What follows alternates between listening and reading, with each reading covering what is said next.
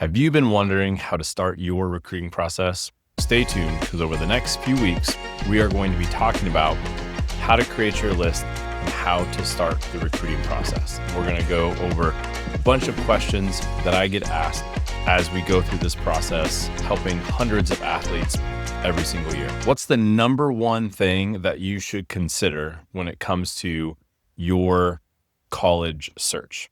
And one of the biggest things that we try to help athletes identify in their college search is what they're looking for. Sometimes athletes don't know what they're looking for when it comes to size or academics or location or really any of those factors. Sometimes we can't start with what they're looking for. Sometimes we have to start with what they're not looking for.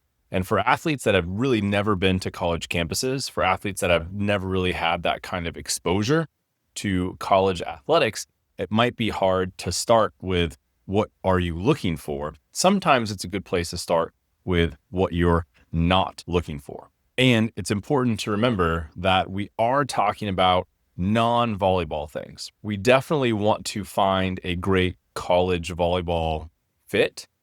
Sometimes as we're going through that process, we're looking at non-volleyball things to try to give us an idea of which schools to be looking for. The second question that I get asked every year by athletes is, how many schools should we start with on our list? Depending on the athlete, we need to be starting with anywhere between 35 and 50 schools. And I know that might seem like a lot of schools to put down. And for a lot of athletes, they don't know a lot of the schools that are available out there across the country.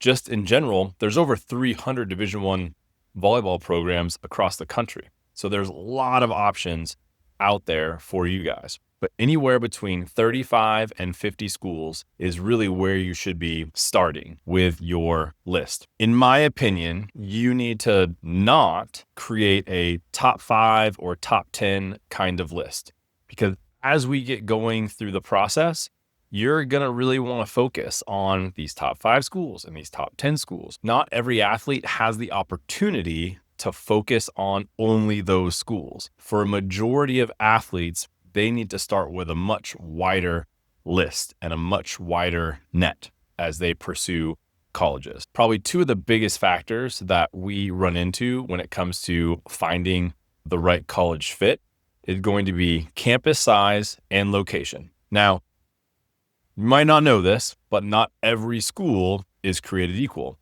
Every school has different sizes of student population, of campus. Some campuses are really small. Some campuses are really enclosed. Other campuses are really spread out. So depending on what you're looking for and depending on the experience that you want to have overall in college, there might be some determining factors for you as far as which schools you're adding on your list. Location is obviously a really big one. Some athletes want to be in the warm where it's summer 10 months of the year. Some athletes want to be where it's cold in winter 10 months of the year. Some athletes don't want to be where it snows at all. Some athletes have never experienced snow. And so they're like, hey, I'll take fall as a season. I've never experienced fall as a season before. And so these are factors that we have to look at as we're walking through and helping athletes find schools to add to their list. Something to keep in mind, though, as you start filtering and narrowing down what you're looking for, anytime that you put I want to go to school in Florida, I want to go to school in the South, I want a 20,000 plus student population size school. Anytime that you do that, you are limiting your options.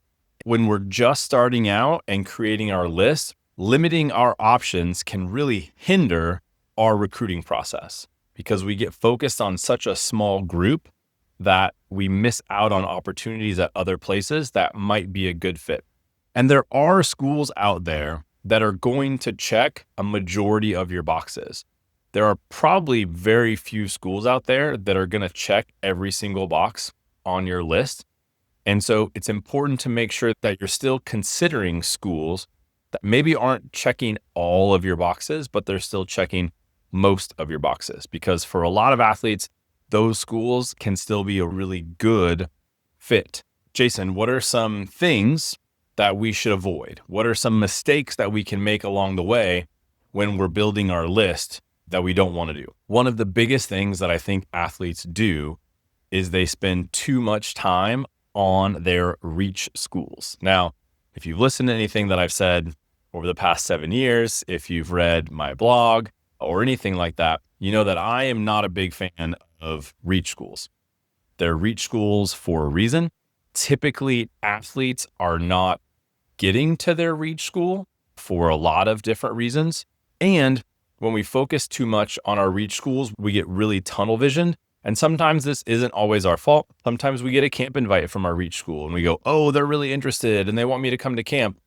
Meanwhile, that athlete is number 20 on the school's list in her position. When we spend too much time focused on our reach school, when we spend too much time creating top tier or second tier schools, when we have like our fallback list of options, those are all things that are going to hinder us in the recruiting process. No college coach wants to be your fallback school, okay?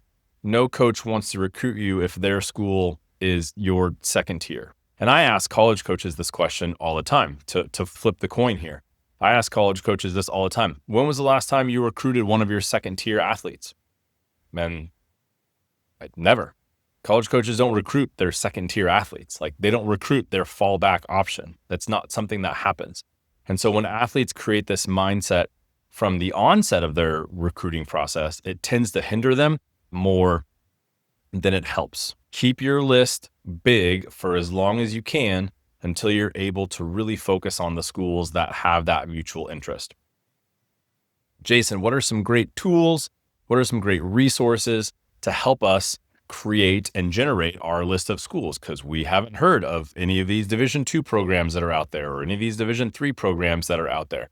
Lucky for you, I have another video. It's about 5 or 6 minutes long. I'll put the link in the description to that video where I walk through some of my favorite publicly available tools that are totally free that will help give you some ideas as far as schools to add to your list. If that's a question and if you're struggling with adding schools to your list and you only have 8 or 9 schools, then definitely want to click on that video link and take a look at those resources. What is your dream school? Where is your dream school? Where do you really want to go play college volleyball? Let me know in the comments. Why is that your dream school? Why is that where you want to go play college volleyball? Let me know that in the comments as well. That is really good practice for you. When it comes to answering the question of why are you interested in my program, because you will get asked that question by a college coach, you need to make sure that you can articulate an answer. So let me know your reason why you're choosing that school as your dream school. Let me know in the comments. Make sure to check back next week as we dive a little bit further into helping you guys create your list and find schools that are going to be a good fit for you. Make sure you subscribe, click that button, and I'll see you guys next week.